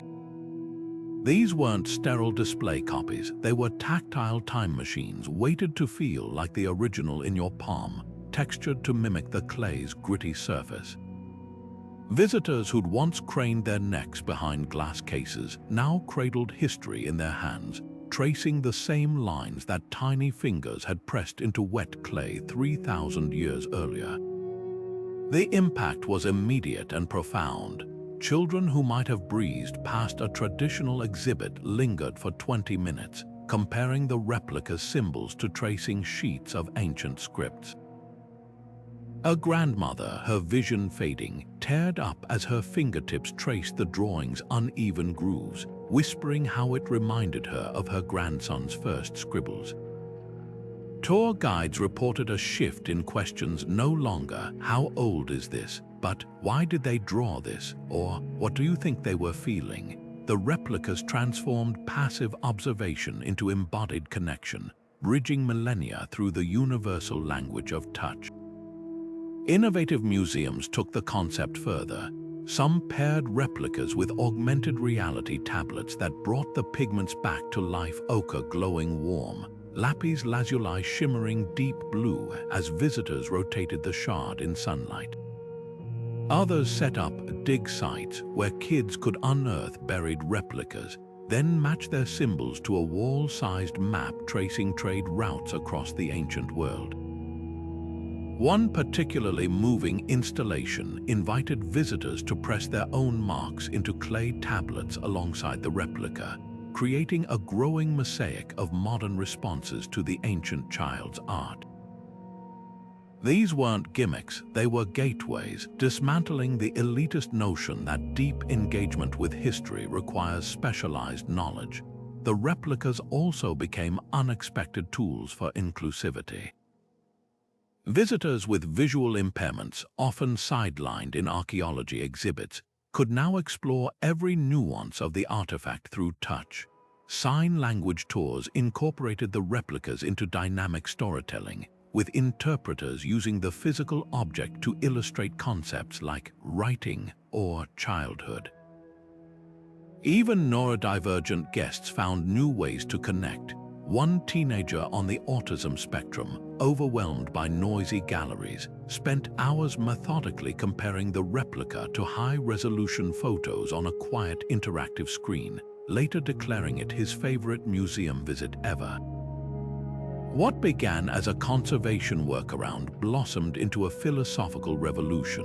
Museums realized that by letting go, literally, of the preciousness surrounding artifacts, they could foster deeper understanding. A curator in Berlin described watching a group of Syrian refugees handle the replica, their faces lighting up as they recognized symbols resembling their ancestral scripts.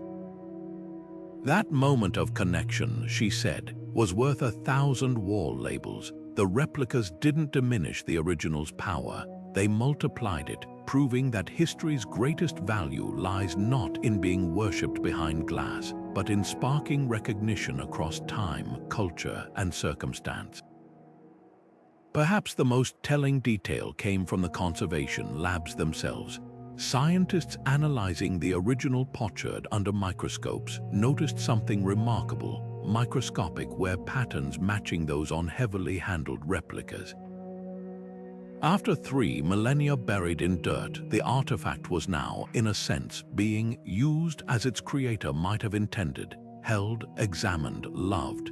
In an age of digitization, there's still magic in the physical, in the weight of clay and the whisper of a fingertip across ancient marks. The replicas didn't just preserve the potsherd story, they reignited it one curious hand at a time. At first glance, the child's crude scratches on that ancient potsherd seem worlds apart from modern art galleries with their polished installations and conceptual pieces. Yet when a touring museum exhibit displayed the fragment alongside contemporary works, something extraordinary happened. Visitors kept circling back to that humble shard, drawn to its unself-conscious energy in a way that puzzled even the curators.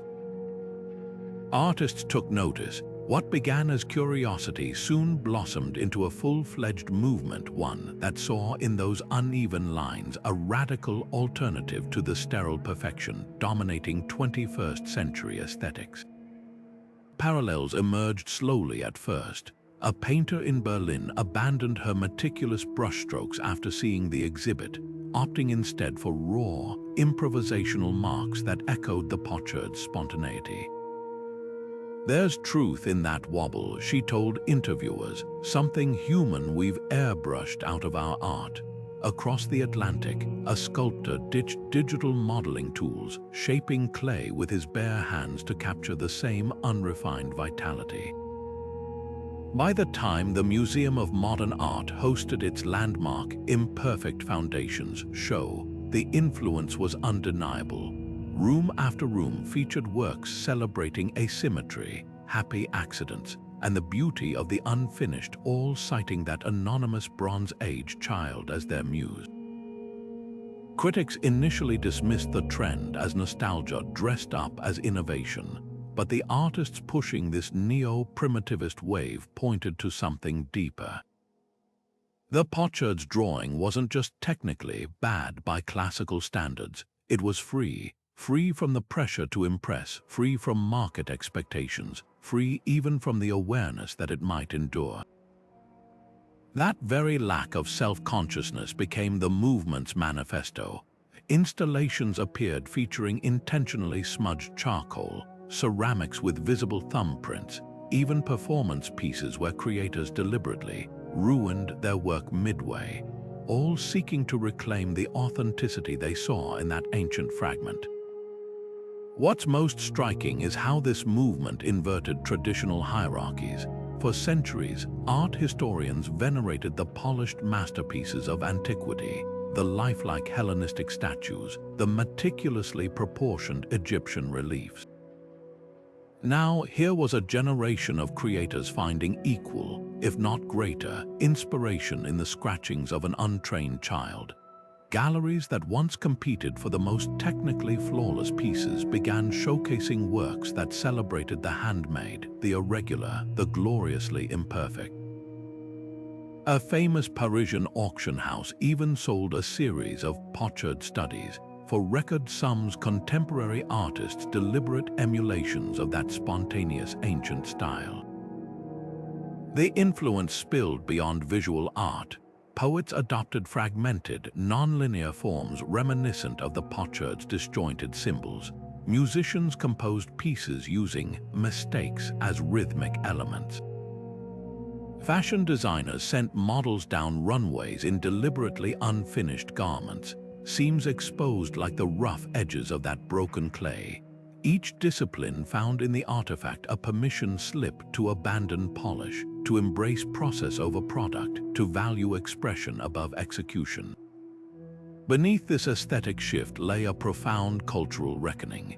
In an age of algorithmic perfection and airbrushed social media feeds, the potsherd's untamed marks felt like a rebellion. Its child creator hadn't aimed for viral fame or institutional validation. They'd simply made their mark, literally and figuratively, with no agenda beyond the joy of creation. That purity resonated deeply in our performance-driven era, sparking conversations about why we create and for whom. Museums reported surges in community art programs with participants, especially children, encouraged to work without erasers or undo buttons, chasing that same unfiltered authenticity. Perhaps the ultimate testament to the Pochard's legacy is how it redefined what we consider important art. No longer just the grandiose monuments commissioned by pharaohs and popes, but also the small, personal expressions of ordinary lives. That child's drawing, once overlooked in favor of gold masks and marble statues, now hangs reproduced in design studios worldwide, a reminder that sometimes the most enduring creativity comes not from mastery, but from the courage to make your mark, however shaky, and let it speak across the ages. The discovery of that unassuming potsherd didn't just rewrite history, it ignited an entirely new way of seeing the archaeological record. Suddenly, researchers realized how much might be hiding in plain sight, buried not in the earth but in museum storage rooms where countless minor artifacts had been tucked away for decades. These weren't the grand statues or jeweled relics that typically made exhibit headlines.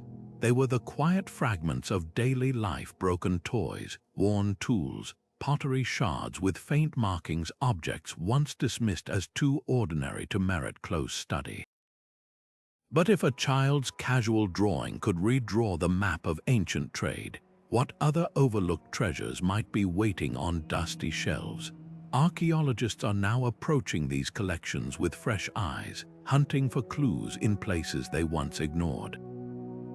Take, for example, a recent re-examination of spindle whorls, small, weighted discs used in spinning thread. For years, they were catalogued as simple tools. But when one team applied residue analysis, they found traces of dyes from plants that only grew hundreds of miles away. Suddenly, these humble objects became evidence of textile trade networks far more extensive than previously imagined. Another team studying cooking pots noticed subtle variations in handle shapes that aligned with ethnic groups not previously known to have interacted. Like the Pochard symbols, these details were easy to miss unless you knew to look. The shift goes beyond individual artifacts.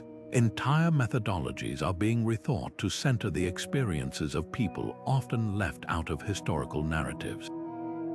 Bioarchaeologists are developing techniques to identify childhood stress markers in skeletal remains, revealing how early health shaped entire populations. Linguists are creating databases of informal inscriptions, graffiti, practice tablets, merchants' tallies, to trace how writing systems evolved outside elite institutions. Even satellite imaging is being repurposed, with researchers scanning ancient landscapes for children's footprints fossilized in mud or the faint outlines of playgrounds. The goal isn't just to find more artifacts, but to reconstruct the vibrant, noisy worlds where children lived, learned, and left their marks. Some of the most exciting breakthroughs are coming from interdisciplinary collaborations.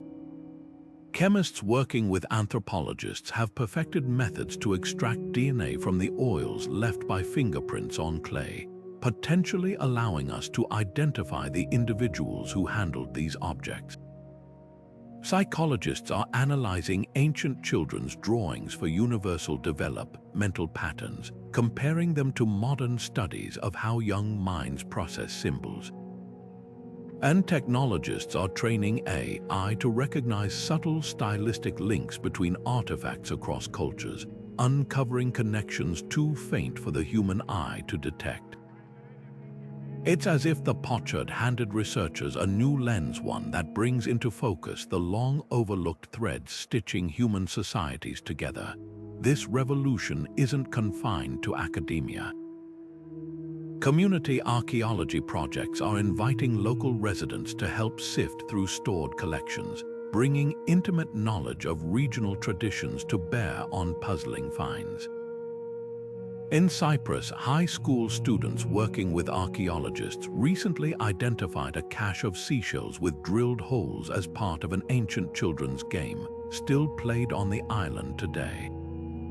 In Egypt, weavers from a traditional textile cooperative recognized patterns on linen fragments as beginners' practice pieces, suggesting apprenticeships started much younger than records indicated.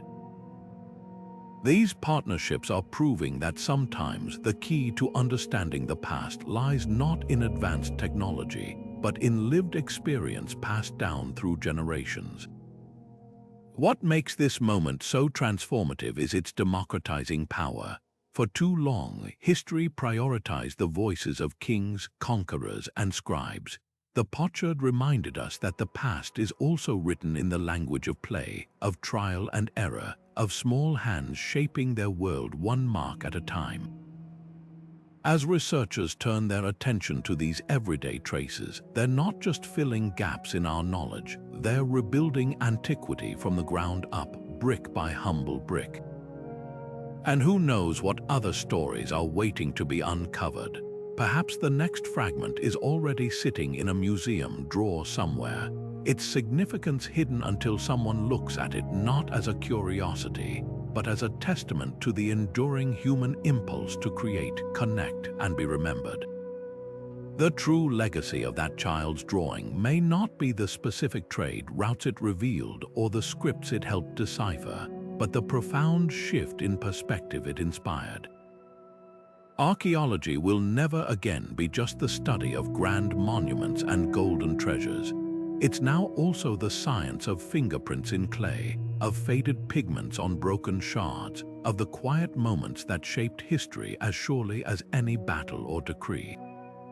And as this new chapter unfolds, one thing is certain: the most exciting discoveries may still lie ahead, hidden not in the Earth's depths, but in the overlooked corners of our own collections, waiting for someone to see them with fresh eyes. The moment images of the Pochard first circulated among academic circles, something remarkable happened. Scholars who normally worked in isolated specialties, Aegean archaeologists, Near Eastern linguists, Anatolian ceramic experts, found themselves drawn into an unprecedented collaboration. A Cypriot researcher recognized symbols resembling markings she'd seen on Bronze Age trade weights. A German philologist spotted parallels to fragmented inscriptions from Crete.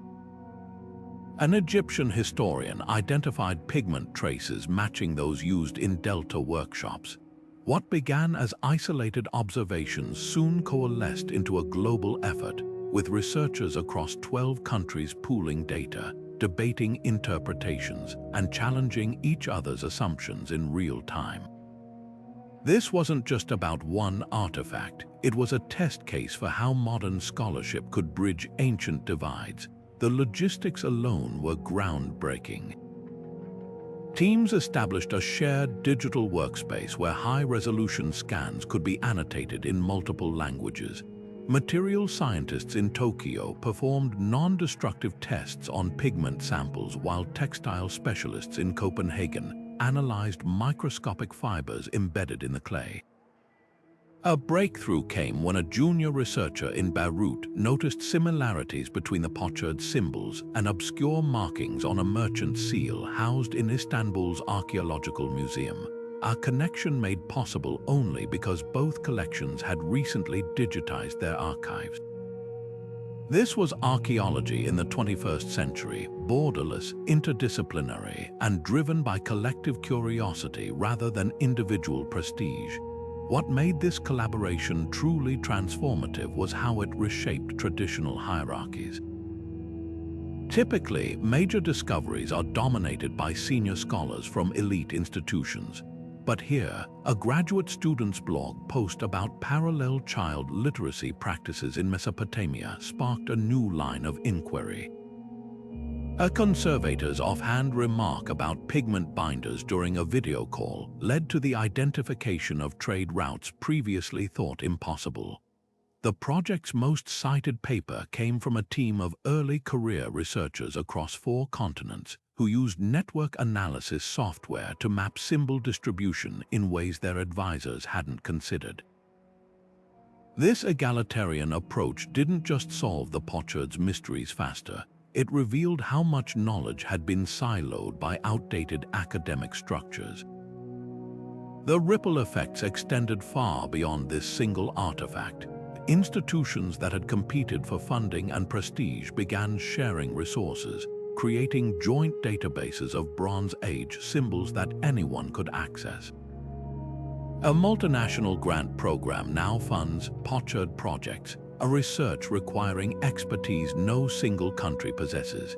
Even language barriers crumbled when a Turkish scholar's crucial insight about script evolution was initially missed due to translation issues. The team developed a real-time annotation system that preserves nuance across languages. These systemic changes are perhaps the discovery's most enduring legacy, proving that complex historical puzzles often require not just new evidence, but new ways of working together. Perhaps most inspiring is how this model has spread to other fields. Marine archaeologists investigating ancient shipwrecks now routinely collaborate with climatologists studying Bronze Age wind patterns. Epidemiologists tracing ancient disease vectors consult with linguists analyzing medical texts. The approach even influenced the recent decipherment of a mysterious Indus Valley script, where researchers applied the same crowdsourced methodology that cracked the Pochard symbols. What began as an ad hoc solution to one artifact's challenges has become a blueprint for tackling history's biggest questions, proof that the child who drew those lines millennia ago didn't just connect cultures across space, but across time, teaching us how to bridge the divides between our own fragmented disciplines.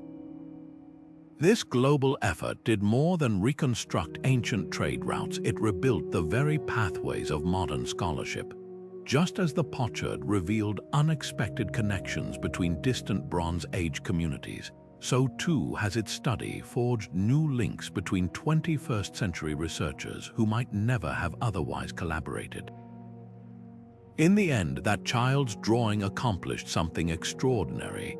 It didn't just illuminate the past, but transformed how we explore it, reminding us that the most profound discoveries often come not from lone geniuses, but from many hands working together across borders, languages, and generations. That child's hand pressing into wet clay 3,000 years ago did more than leave a mark. It left a message, a reminder that history isn't just carved in stone by emperors and inscribed in ledgers by scribes. It's etched into the world by everyone in ways both deliberate and accidental. The Pochard's true power lies in what it represents, the countless ordinary moments that shape civilizations, most of which vanish without a trace. For every grand pyramid that survives the ages, how many children's drawings were washed away by rain? For every royal decree preserved on parchment, how many market transactions were tallied on broken shards and discarded? This fragment is a rare survivor, a whisper from the voiceless majority who built the world between the lines of official history. Think about what it took for this artifact to reach us. The clay had to be mined, mixed, and shaped by someone. The child had to encounter symbols from distant lands, whether through a traveling merchant, a migrant artisan, or a parent who'd ventured beyond familiar borders. The drawing had to survive firing, use, breakage, and centuries buried in soil, only to be found by someone who recognized its significance rather than tossing it aside as debris. That improbable journey mirrors how history itself is made, through a fragile chain of chance and choice, where the most revealing evidence often hangs by a thread. The Pochard's legacy isn't just about rewriting maps or trade routes. It's about rewriting how we see ourselves in relation to the past. We're accustomed to viewing antiquity through the lens of its elites, their wars, their monuments, their propaganda. But this fragment forces us to confront a simpler truth. The people of the past were as multidimensional as we are. They had children who doodled when they should have been working, parents who guided small hands with patience, communities where cultures blended in ways that defied official borders. Recognizing this doesn't diminish the accomplishments of kings. It enriches our understanding of humanity itself. What's thrilling is how much remains to be discovered. For every potsherd that survives, thousands crumble to dust. Yet new technologies are giving us eyes to see what earlier archaeologists missed. Multispectral imaging can reveal faded ink on seemingly blank ostraca. Soil analysis detects microscopic pigment particles where the naked eye sees only dirt.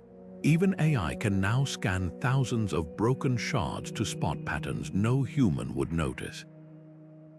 These tools promise a future where the quiet voices of history, the children, the laborers, the overlooked, might finally be heard. So the next time you walk through a museum, let your gaze linger on the fragments. That worn spindle wall might whisper of textile networks spanning continents. That chipped cooking pot could hold traces of spices traded across deserts. And yes, that seemingly crude drawing on a broken sherd might just be the key to connections we never dreamed existed. History isn't finished speaking. It's only waiting for us to learn how to listen. Now we'd love to hear from you. Share in the comments. What overlooked artifact have you encountered that changed how you see the past? A grandmother's diary with forgotten recipes. A flea market find with mysterious markings. Your insight might be the next thread in this endless, fascinating tapestry. And if this journey through time resonated with you, don't forget to like and subscribe for more stories that bring the past to life, one unexpected discovery at a time.